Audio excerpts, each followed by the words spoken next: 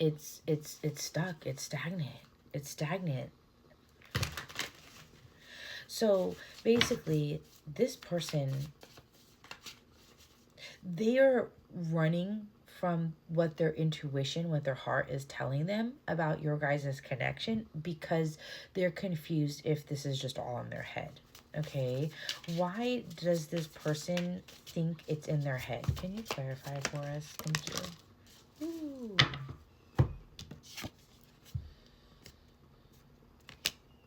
Because you haven't taken action? Because you've been silent? So this is how you're going to know this is maybe your message. Maybe this person is used to people chasing them, going after them, showing interest in them. So where they never have to question, right? If somebody likes them, so then it takes away that risk of rejection. Okay, so this is probably a rejection wound for this person. Right? So like they're not taking a risk. So because you've stayed silent, they don't know. Is this love? Do-do-do-do. Is this love? See, and that's the thing, is that I think this person is so wound up, you know, like love is a heaviness for them.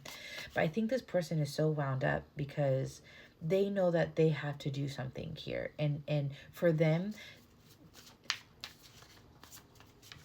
it's almost like, say for instance, like as an example, like this is the energy that like I'm reading, like if you were to come in and break the silence, that would give this person the clarity that they need, and then they could pursue, and they would put both of their feet in right now. Right now they're getting frustrated and they're running because maybe they don't fully understand how to trust what they're feeling, right? They might just think like this is all in my head because that they've been silent, right? And then you might be thinking the same as well.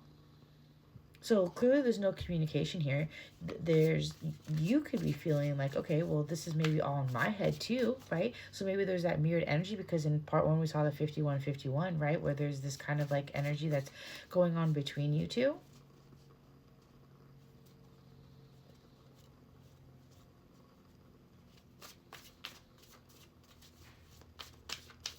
And their perspective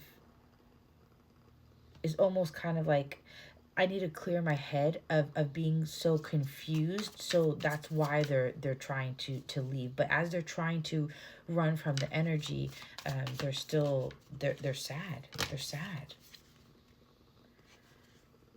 Yeah, the strength of their heartbreak. It's like the power of heartbreak is outweighing the like, I want to say the risk. Like this is like wanting to invest in this. My throat chakra keeps kind of like getting tickled. Okay, this could be communication again. Remember with the unveiling, like a message coming clean, right?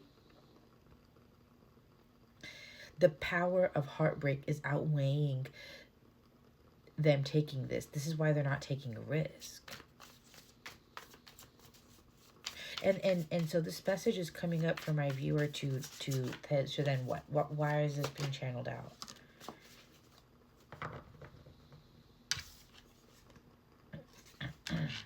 This is a cycle, a karmic cycle of running. This is a cycle of running.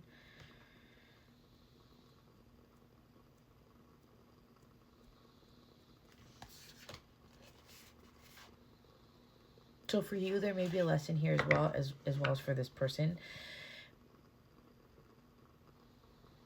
But this person is running due to the cycles of heartbreak. So if you feel like you have been cyclical with this person here as well, confused maybe in your head, right?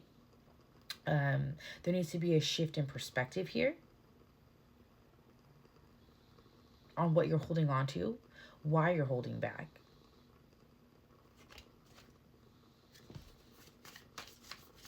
And I think in part when I said to you, like, it's really important that, like, this is where self-love and self-worth comes into play, because people need to make effort, right? So the ex-chaser in me, right, if I was in this situation, most likely would have been at my point of chasing already, right? And that's what I think a lot of people have gotten used to in today's dating world, in today's society. And now this is going to be, I'm going to speak in terms of gender. Place yourself where you were. I'm going to keep this as neutral as possible, but it's as if, like, in today's, dating culture, the woman chases the man. The man no longer chases the woman, initiates with the woman. There's no effort being made from the man, the masculine energy anymore, right? And that is because of their fear of rejection, right? Understandably so. But it's like women have the big boy pants on now, right? And we're out there and we are, putting our heart on our sleeve, and we're going out there and we're communicating, we're opening our heart, right? We're opening ourselves up to this rejection, right? In turn, most likely sometimes being rejected, right? But still taking it with a grain of salt, all while, the men or the masculine in these situations, they're the ones for the choosing. One, in my perspective, it should be completely the opposite, right? Women, the feminine energy, should be the one that's choosing. The man, the masculine, should be the initiator, right? Taking action. So it's almost kind of like maybe there needs to be a shifted perspective here for my viewer, and maybe even for the person who resonates on the other half. Like, we need to have the perspective where if someone's not making an effort, to come towards us, that's their loss, right? Like, women in the feminine energy, we should never be chasing anybody. And if a person is that confused, if that is a fantasy of theirs, and they're sitting in their old pain, then that's where we, as the viewer who I'm speaking to, you have to step up and do some inner work and understand your worth and say, you know what, I'm not going to be dealing and sitting in the motion of playing a back and forth game with someone who's confused. Major throat chakra, right? So, this energy here, whoever this person is, of course I empathize with their sorrow, but if they are going to let the power of heartbreak outweigh the possibility of love, they're losing out on their own, right? They're choosing that loss. They're choosing to stay in the heartbreak instead of actually allow themselves to experience the happiness. Because this feels like a masculine energy. So in my perspective, this person should be the initiator here. This person should be making the effort. Now, if this person really likes you or loves you, or their intuition, their heart is telling them to go towards you, and they continue to ignore and run away because of confusion, then they need to do their own work. They need to start, leveling out some of these old cycles in love, because there's a lot of love here. This feels like a connection that it is very meaningful, okay? And but it's chaotic, right? There needs to be a breaking down of the old foundation here, because for you as my viewer as well, like, you shouldn't have to be dealing with somebody who's confused, right? Like me, who I am in my life right now, and this is not to make it about me, but if somebody's not all in for me up front, don't waste my time, right? If you're confused about how you feel or about how you think I feel, you'll never know if you don't ask. You'll never know if you don't try, right? So all of us just sit in this energy of just like, who can care more? Who can care less more, right? Who can be the one who could be more cold? Who could be the one that could be more detached? And then we're just keeping ourselves in this misery, in this heartbreak.